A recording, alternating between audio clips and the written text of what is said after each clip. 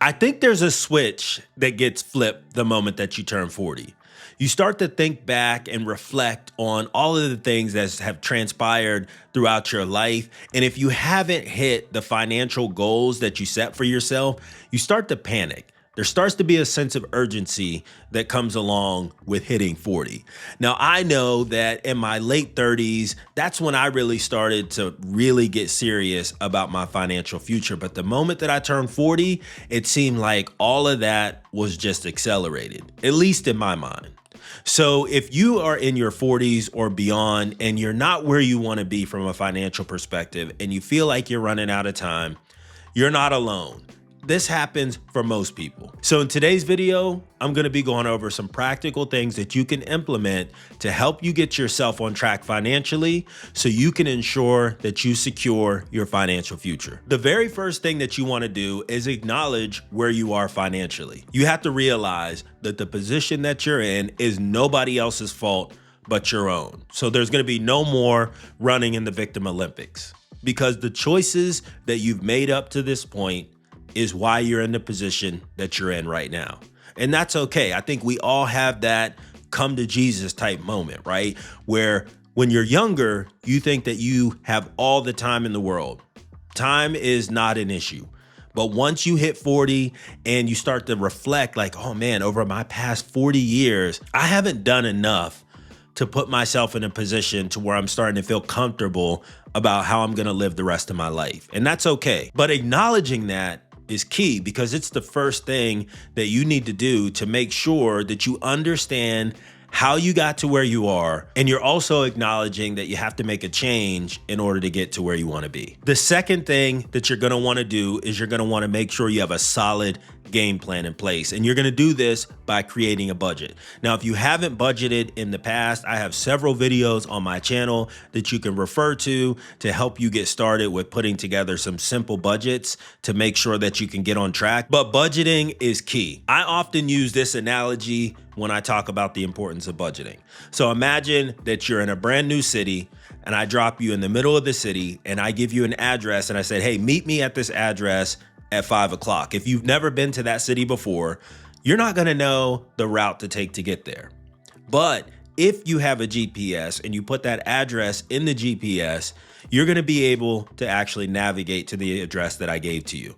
And that's how I view creating a budget. Think about budgeting as your GPS. You're gonna input the information into your budget, and that is gonna help you to navigate to where you wanna be. Guys, if you're struggling financially and you've never created a budget that you've actually been committed to, I can tell you that's gonna be one of the biggest issues that you're gonna face. I remember when I created my very first budget in my late 20s and into my early 30s, it wasn't something that I wanted to do. But I can tell you, if I didn't do that, I would have never got myself on track financially, because it helped me to identify where I was wasting money, where I could divert money that I was spending on garbage and junk into things such as debt pay down and investing. So budgeting is key. Now, the third thing that you're gonna do is you're gonna make sure that you are investing in your company sponsored 401k. I can't tell you how many people that I meet that have an opportunity to invest in a 401k and get the match, but they simply don't do it. And whenever I ask them why, the answer that they usually give is they don't know, or they need their money right now. Now, I get it. It's difficult to think about reducing the amount of your paycheck whenever you're used to having that. But if you have an opportunity to invest 4, 5, or 6% of your paycheck and get a match, don't leave that money on the table. I've been contributing to a 401k since I was 24 or 25 years old.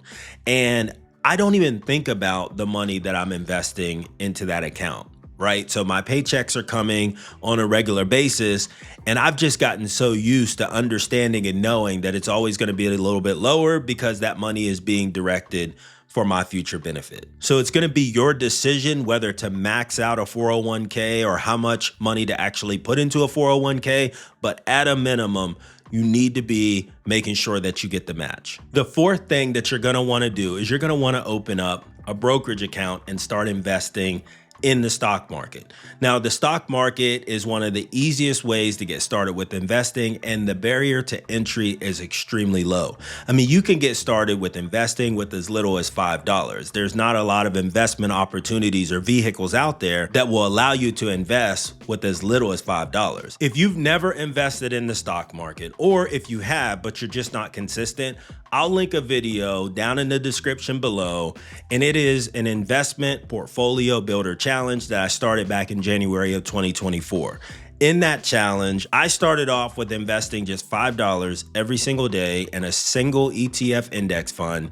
And as of today, I have 3 funds that I'm investing in every single day. And if you've never invested before, make sure you check out that series because it can help you to get started with building wealth via the stock market. Now, the next thing that you're going to want to do is you want to start to build out your financial literacy. This is important because oftentimes you have a baseline conversation with someone about finances, and that's often where it stops. You can start investing in the stock market. You can join my small portfolio builder challenge, and you can just start investing $5 every single day or whatever cadence that you want to invest in. But it shouldn't stop there. You should be trying to expand your knowledge in this space because it's going to help you to determine what's the best way to invest for you. Now, some of the things that I often tell people that are focused on investing in the stock market is I say, turn on MSNBC. Now, I work from home, and during the day in my office, I typically have CNBC on in the background, and I'm just listening to what's going on in the market.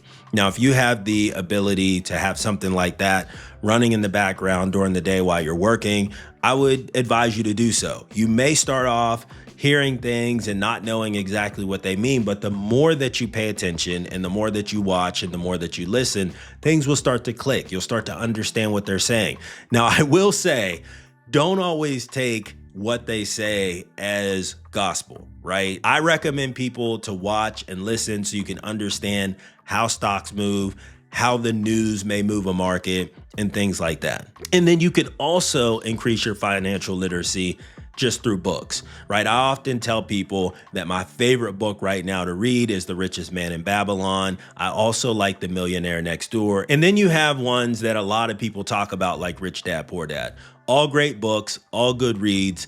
And I would really recommend that you pick one of those up and start reading that and try to read at least one book a month. That's pretty simple, right? I use audiobooks. I think it's like $15 a month for the subscription. And whenever I go on walks through my neighborhood or to the gym, I'll put my headphones on and I'll listen to a book. So it's not that hard to actually do things that will help to increase your financial literacy. You just want to make sure that you put in the time and the effort to do it. Now, the next thing that you want to do, especially after the age of 40, and I need to take this a little bit more serious myself, but that is prioritizing your health.